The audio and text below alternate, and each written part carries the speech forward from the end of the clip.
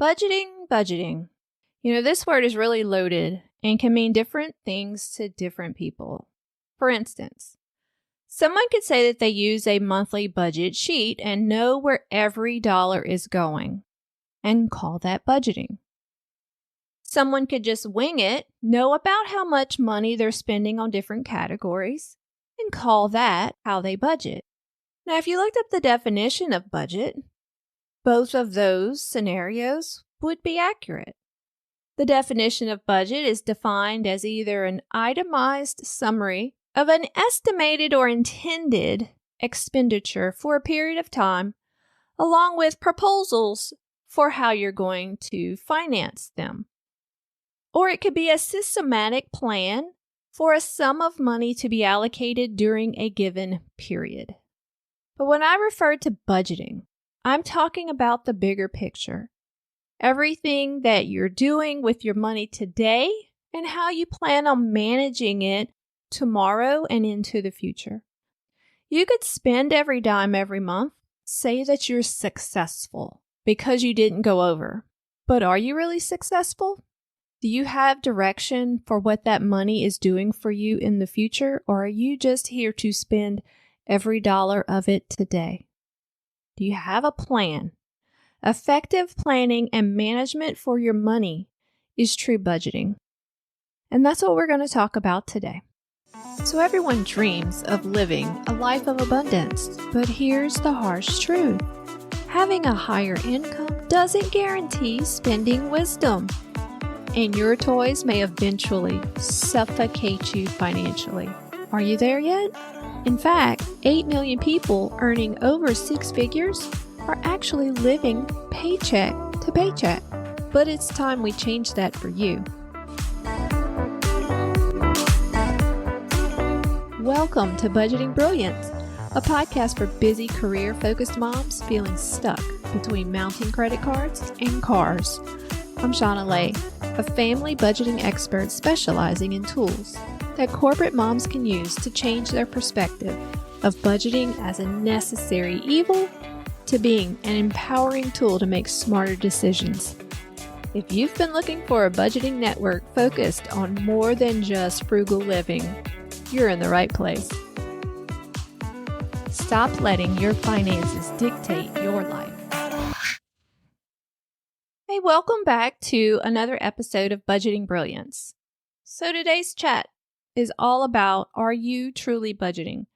And we're going to talk about all the components that I feel is necessary to help you say yes. For instance, do you have a strategic plan for your money? Are you allocating the proper amount based on how much money you make toward your spending categories and future goals? If you have debt, did you just pay the minimum balance due, or do you have a plan for how you're going to pay your debt and how long it's going to take? If you were managing your money effectively, you would have answers to those questions. Because budgeting is not just about a sheet of income minus expenses. It's all about what you do with every dollar that you earn and have a plan for it. Is it going to build wealth for you in the future? Or are you spending every dollar today with no plan other than to make sure it was spent?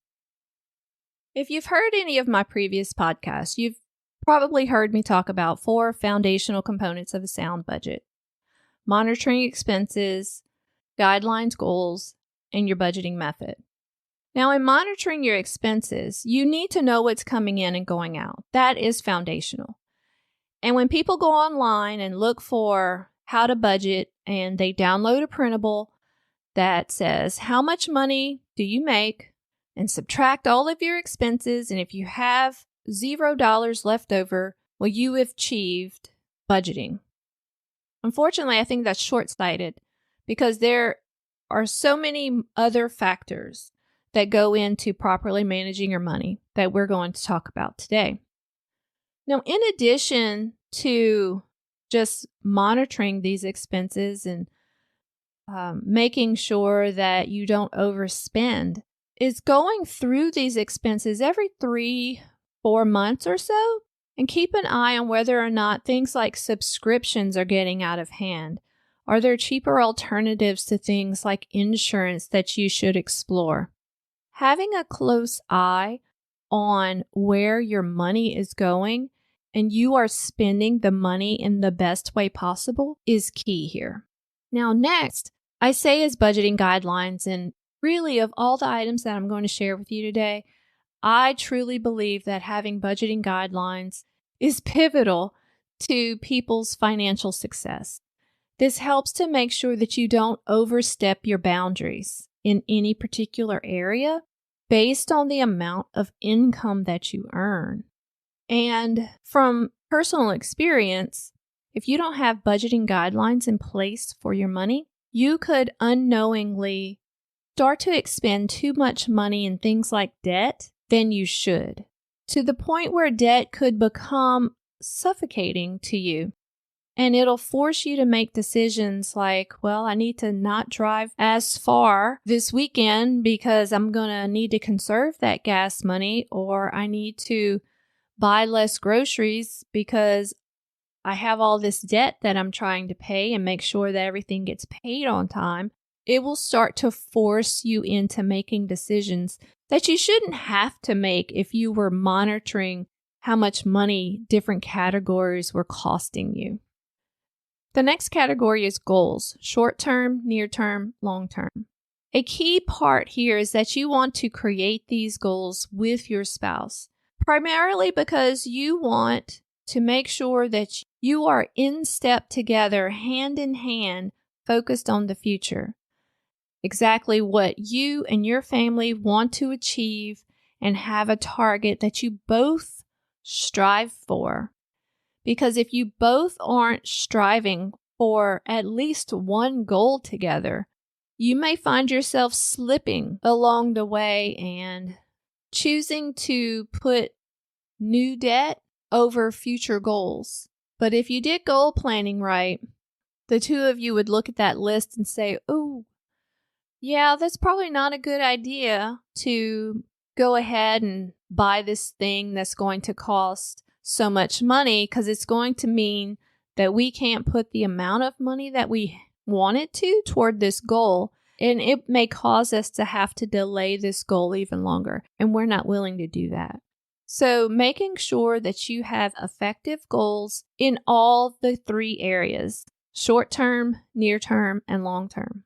Hey friends, I wanted to pause real quick to let you know about a special Facebook group that I have specifically for you. Career moms focused on budgeting and financial success. So in this group, you can feel safe to ask your most pressing budgeting questions without fear or rejection. So head on over to my website, sanitysense.com, to get your link to our private group today. Now, next is the method. I prefer calendar budgeting so that you know exactly how much money you have every given day of the month as your expenses are paid and as your income comes in. Now, what I will say that is so beneficial about calendar budgeting method is that it allowed me to navigate some very difficult times in our financial past. Primarily, I refer back to when I didn't have budgeting guidelines. When we first got married, we didn't realize how important those guidelines were. It caused us to be overloaded in some of those categories. And because of that, our finances became strained. Once I learned about calendar budgeting and how to truly harness the beauty of that method of budgeting, it gave me back control and confidence. Because you see, I knew how much money I had in the bank that day, and I could see on the calendar where my bills were due and when my income came back. And I could then confidently forecast how much money was going to be in the bank that weekend, the following week, and all the way down through the rest of the month. This is truly a game changer if you struggle with managing money. Calendar budgeting is the tool for you. It is absolutely easy and can be done with a basic calendar that you can print online or one that you have hanging on your wall right now. It is as simple as doing that I also have a resource that I have on my website that I step you through how to do calendar budgeting. And I also, in that resource, I have a blank calendar that you can go ahead and download free on sanitysense.com if you're interested. And then furthermore, as I became more sophisticated, I created a calendar budgeting system in Budget Mastery in Microsoft Excel. Completely different format, but it allows you to do the exact same thing in a more concise way. And what I help walk you through in Budget Mastery is not just that 1 month, but 12 months at one time, so that you don't have to repeat budgeting month after month after month. You do it that one time, and then you just check and adjust every week. It's absolutely freeing. And if you would like more information on how to do calendar budgeting with Budget Mastery, I do have a one-on-one program where I have a discount right now if anyone's interested. So you can just go to the website to find out more. Now back to today's topic of, are you truly budgeting? I just walked you through the 4 components of a foundational budget, which were monitoring those expenses, having guidelines, setting goals, and implementing a budget system. Those are pivotal. But there's another area, because I mentioned that you need to know what your money is doing today and tomorrow into the future. So savings and wealth building is kind of the next bucket that we'll talk about. So savings, I first have you focus on emergency funds along with savings accounts. Emergency funds are necessary more so these days than ever before. But even though that I'm saying that to you right now, and that you probably heard this from me and other people over and over, but unless you commit, I bet you it will never happen. So I implore you today that if you don't have an emergency fund set up, please take at least one step forward for your family's future. So first and foremost, $500 is a great target if you don't have an emergency fund today. Then move into the ever popular $1,000 emergency fund. Then once you can work your way out of debt, you want to have 1 month of household expenses. So really what an emergency fund is, it's for life's little setbacks. Let's say you had a job loss. How much money would it take for your household to remain above water? How much does your lights cost, your housing, your food, your gas? What does it cost to operate your household for 1 month? Now, unfortunately, if you were to lose a job, it may take you more than 1 month to get one back and to be stable with generating income over again. So you might want to really, after that 1 month, that's really only a baby step, you want to get to 3 months. 3 months is a great target. 6 months and 12 months is really where you want to be, because that sets you up for like a different level of confidence. I don't want you to be like overly confident because you have 12 months of emergency funds set aside. But in the event of a major job loss or cancer or some other significant life event that you just never know what's going to happen when they do, this will really help to give you peace of mind. Now, next is savings. Now, emergency funds should only contain money that you've dedicated for paying for household expenses during emergencies. Savings, on the other hand, would be the other bucket of money that you would spend on things like buying a new car, buying a new house, sufficiently having money set aside for medical bills and things like that. Let's say major home remodels, home repairs, seasonal expenses, and even those sinking funds. They would all qualify as savings. Having a savings account helps to prevent you from turning to credit cards. at taking out those very convenient interest-free loans like at the furniture store or when you're needing to buy a new mattress. It gives you flexibility to just buy, to just live, and even to give more generously. Emergency funds are for emergencies that cover those basic needs, as I mentioned. Savings are for those other purchases, those deductibles, those big goals, down payments. Now, where you put your savings account, that's important too. Now, savings account interest rates aren't meant to build wealth like investing does, but consider putting your money in a high-yield savings account somewhere that can grow more interest, a little bit more than a traditional bank, but it needs to be separate from your bank because it's too convenient to just move money over into your checking account from your savings to where you're like, well, let me just move money over. Okay, I'll put that money back. Well, let me move that money back from savings back into my checking account. Your savings will never grow if you keep doing that. And so that is where the beauty of doing a high yield savings account comes into play. Something like an online bank like Ally. Actually, on Ally's website, they say that they have 5 times the national average than what other banks have for savings account and their FDIC. So you can have peace of mind that you put your money over there. Plus they're compounded, the interest is compounded daily. As of this recording, Ally Bank's interest rate is 4.25%. Now compare that to, say, my local credit union, the rate is 0.25%. That's a whole 4 percentage points higher if you use something like Ally Bank. Another great feature that is really neat about Ally Bank is that they have what they call savings buckets. This is where they allow you to divvy up your savings into buckets, similar to a sinking fund, where you can separate your account into different categories and have different funds for them, so that you don't have to manage and calculate how much money is in the house fund, how much money is in the car fund, the pet fund, the kid fund. They do all that calculating for you because it's in separate funds. It's very interesting, and I highly recommend it.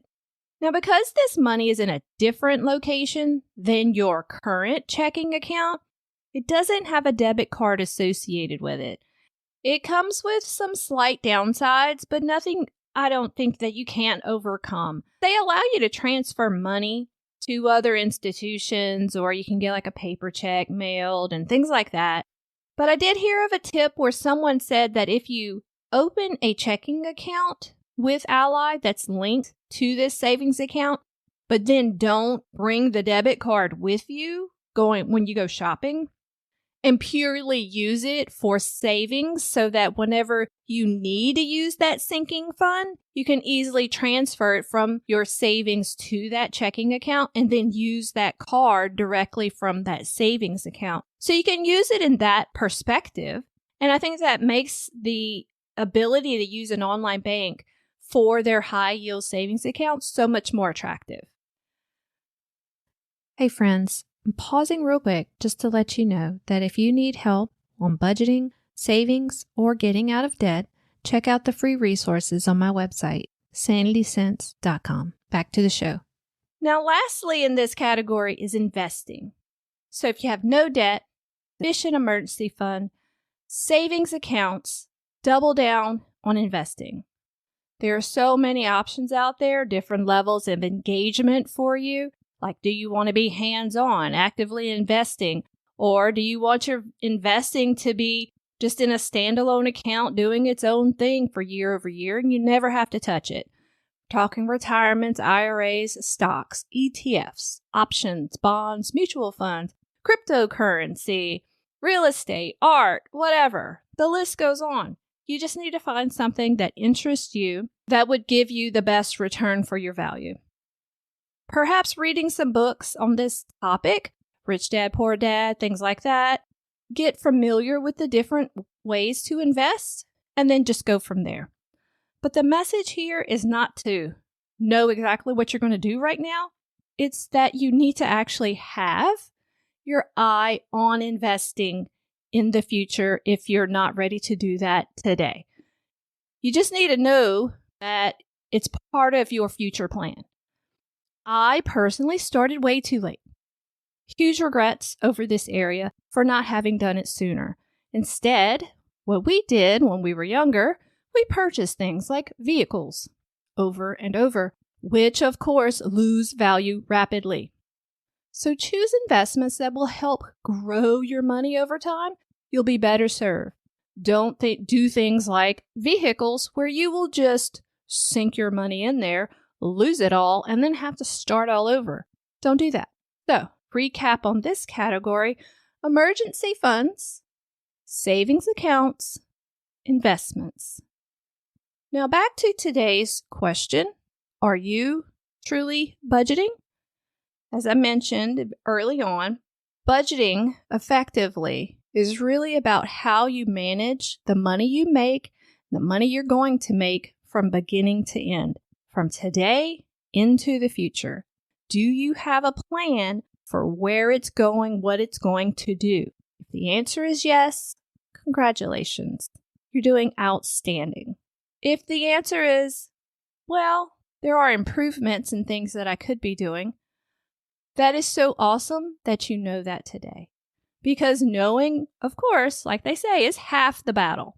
So, being aware that there are things that you need to pull out of today's message is also great to know in advance. So just take from where you are and move forward and incorporate the things into your budget. Because you're probably already sort of monitoring your expenses and you are doing some minimal budgeting techniques like income minus expenses equals whatever I have left.